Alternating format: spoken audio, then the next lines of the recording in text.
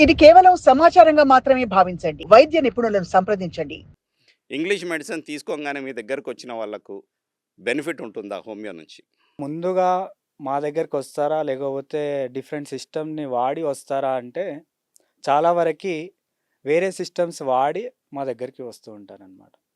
ఎందుకంటే హోమియోపతి అంటే దీర్ఘకాలిక వ్యాధులకి మాత్రమే అనే ఒక స్లోగన్ అనేదుంది.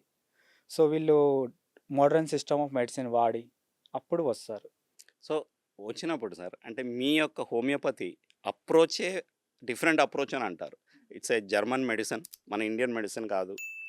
సో, ఇదొక హోలిస్టిక్ ఆర్ ఇండివిడ్యువలైజ్డ్ మెడిసిన్ అని అంటారు. సో, ఒక్కొక్క పేషెంట్‌కి ఇప్పుడు మనం చూసుకుంటే లివర్‌లోనే 4, 5 రకాల వ్యాధులున్నాయి.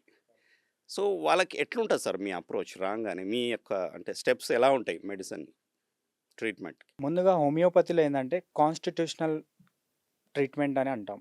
లైక్ మా దాంట్లో ఇండివిజువలైజేషన్ చేస్తాం. లైక్ వ్యాధినే కాదు, డిఫరెంట్ సిస్టమ్‌లో వ్యాధి ఒకటే చూస్తారు. మా దాంట్లో శరీర తత్వం చూస్తాము, మానసిక స్థితి చూస్తాము, జీవన శైలి చూస్తాము. ఇవన్నీ చూసి మెడిసిన్స్ ఇయ్యాల్సి వస్తుందనమాట.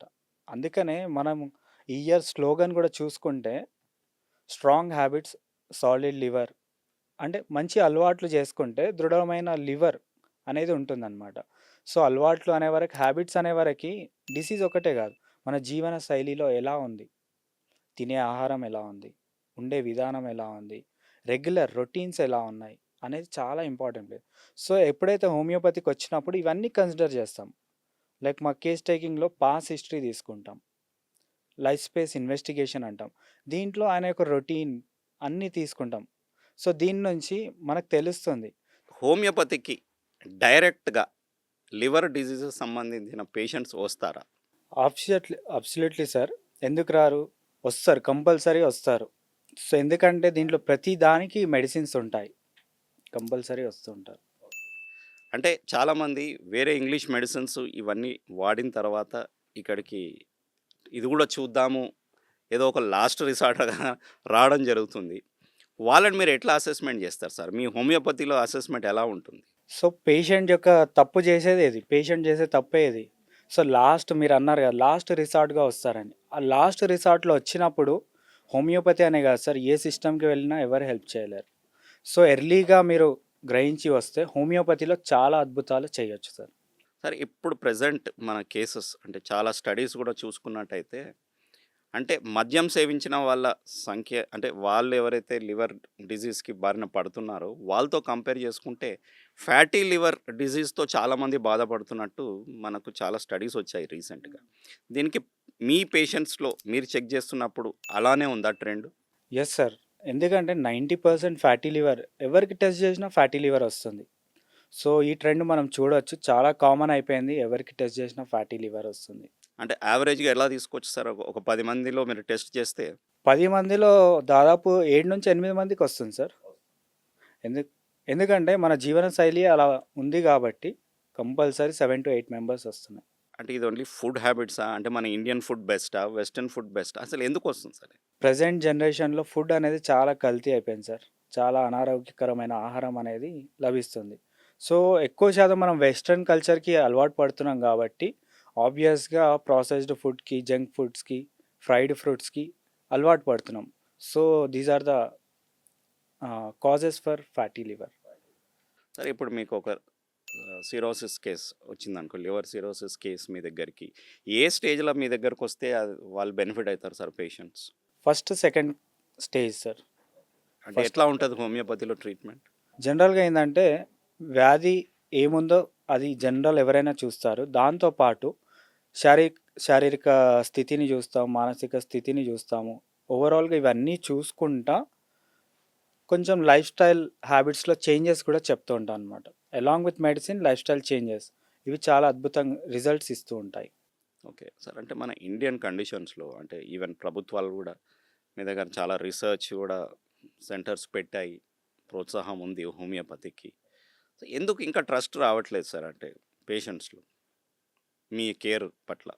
హోమియోపతి అవగాహన అనేది పెరగాలి సార్ ఇంకా. ఎంత తెచ్చినా సరే ఇది ఇప్పుడు మెడిసిన్ కాదు సార్. 200 ఇయర్స్ బ్యాక్ నుంచి ఉన్న మెడిసిన్స్. సో, అప్పటి నుంచి స్లోగా ఇప్పుడు చాలా అభివృద్ధి చెందింది సార్. చాలా అవేర్‌నెస్ వచ్చింది హోమియోపతి ప్రకారంగా. ఇంకోటేందంటే మోడర్న్ మెడిసిన్ యొక్క పాపులారిటీ గానీ, అడ్వర్టైజ్‌మెంట్ గానీ, సో కొన్నిసార్లు ఏమైతుందంటే హోమియోపతి అనేది అంత ప్రాచుర్యంలోకి రాదు. సరే ఇప్పుడు మీ పేషెంట్స్‌లో ఎవరన్నా ఫ్యాటీ లివర్ స్టేజ్ 1లో ఉన్న వారికి మీరు ఎంత టైంలో మీరు వాళ్ళకు ఏమంటారు క్యూర్ చేయగలుగుతారు? Hardly 2-3 months sir.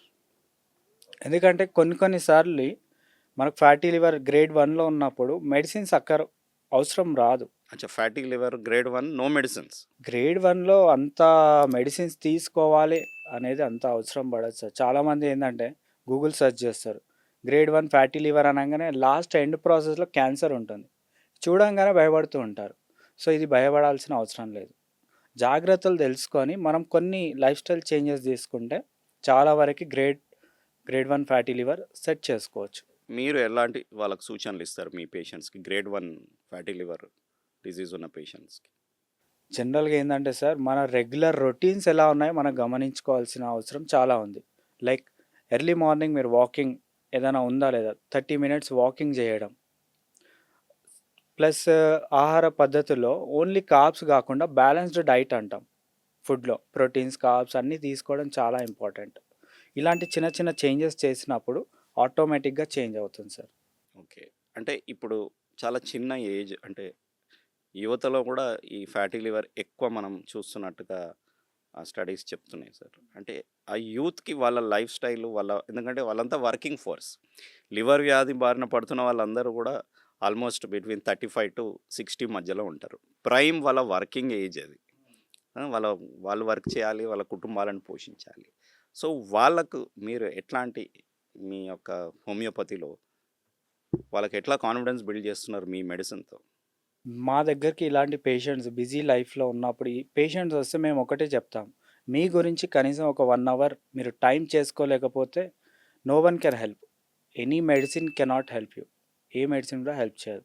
So at least 1 hour మీకోసం మీరు కేటాయించడం చాలా ఇంపార్టెంట్. దాంట్లో 30 మినిట్స్ రెగ్యులర్ వాక్ ప్లస్ ఆహారం ఏం తీసుకుంటున్నాం చూసుకోవాలి. ఇంకోటేందంటే ప్రెజెంట్ ఒత్తిడికి చాలా లోనవుతున్నారు బిజీ లైఫ్‌లో. ఒత్తిడిని చేంజ్ చేసుకోవడానికి, దాని నుంచి బయటికి రావడానికి మెడిటేషన్, యోగా ఇలాంటి ప్రాక్టీస్ చేయడం చాలా ఇంపార్టెంట్ అన్నమాట. ఓకే. సరే ఇప్పుడు ఆయుర్వేదంలో కొంత అమౌంట్ ఆఫ్ లిక్కర్ తీసుకోవచ్చు అనేది ఉన్నదని చెప్తుంటారు. హోమియోపతిలో కూడా అట్లాంటిది ఏమైనా నామ్ ఉందా? లేకపోతే అసలే తీసుకోవద్దని చెప్తుందా హోమియోపతి? తీసుకున్నా ఏదైనా ఒక మోతాదులో తీసుకోవాలని చెప్తుందా హోమియోపతి మెడిసిన్? జనరల్‌గా ఏందంటే సార్, చాలామంది డౌట్స్ అడుగుతారు. సార్ కొంచెం ఆల్కహాల్ తీసుకోవచ్చా అని. ఆల్కహాల్ తీసుకున్నాక మన బాడీ మీద ఎలా ప్రభావం చూయిస్తది అనేది ప్రతి ఇండివిజువల్‌కి డిఫరెంట్ ఉంటుందన్నమాట. నేను కొంచెమే తీసుకుంటే నా బాడీ ఎఫెక్ట్ అవ్వదు అనే రూల్ అనేది లేదు సార్. మ్యాక్సిమం అవాయిడ్ చేస్తే చాలా మంచిది. ఇన్‌కేస్ మీ బాడీ సింప్టమ్స్ ఇస్తుందంటే మ్యాక్సిమం అవాయిడ్ చేయండి. అంటే ఎలాంటి సింప్టమ్స్ చూపిస్తుంది బాడీ? లైక్ ఆల్కహాల్ తీసుకున్నప్పుడు వాళ్ళకి పొట్టలో పెయిన్ రావడం కానీ, డీహైడ్రేట్ అయిపోతూ ఉంటారు. ప్లస్ వీక్‌నెస్ చాలా ఈజీగా వస్తుంది. ఇండైజెషన్ ప్రాబ్లమ్స్ వస్తూ ఉంటాయి. ఇలాంటి సింప్టమ్స్ తరచుగా చూస్తున్నప్పుడు కంపల్సరీ మానేస్తే ఇంకా మంచిది.